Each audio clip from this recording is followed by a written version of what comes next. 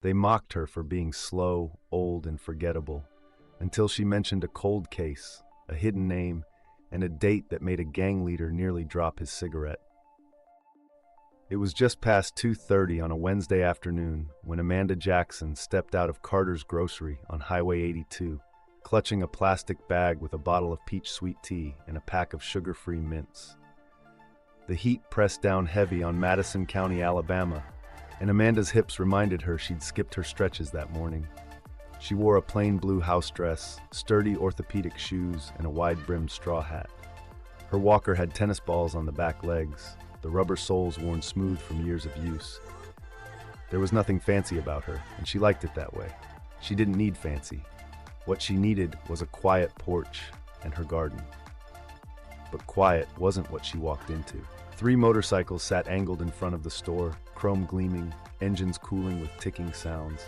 Their riders, members of the Black Reapers MC, a local outlaw crew, leaned against the wall, smoking and laughing like they owned the pavement. Amanda had clocked them going in, but paid them no mind. She dealt with tougher men in war zones. As she eased past them, head down, one of them snorted. "Look at that old fossil," he said, loud enough for everyone nearby to hear. "Where's the museum tag, Granny?" The others chuckled.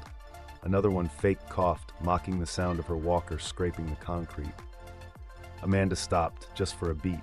She didn't turn. She adjusted her bag. "Must have fought in the Civil War," one said. "Or was it the dinosaurs?" That got a real laugh.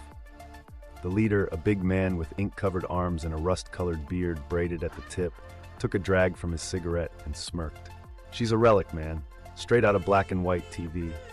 Amanda turned slowly. Her eyes met his. The air got quiet, not from fear, but from the sudden weight of her stillness. "Excuse me?" she said, voice calm. "What did you call me?" He grinned. "I said you're a relic, Grandma. Time's passed you by. Should be home watching your soaps." A younger biker elbowed his buddy, waiting for the show. But Amanda didn't yell. She didn't shake. She just shifted her weight onto her walker and said, "See, here's what you don't understand. You boys think you know everything, but I've been around long enough to see men like you come and go. And trust me, most don't age well." Eyebrows raised. The leader stepped closer. "Lady, why don't you go finish your shopping or call your grandkids to pick you up?" Amanda didn't move. "Tell me," she said, tone shifting. "Do you still go by Devin Cole, or do you prefer Rook these days?"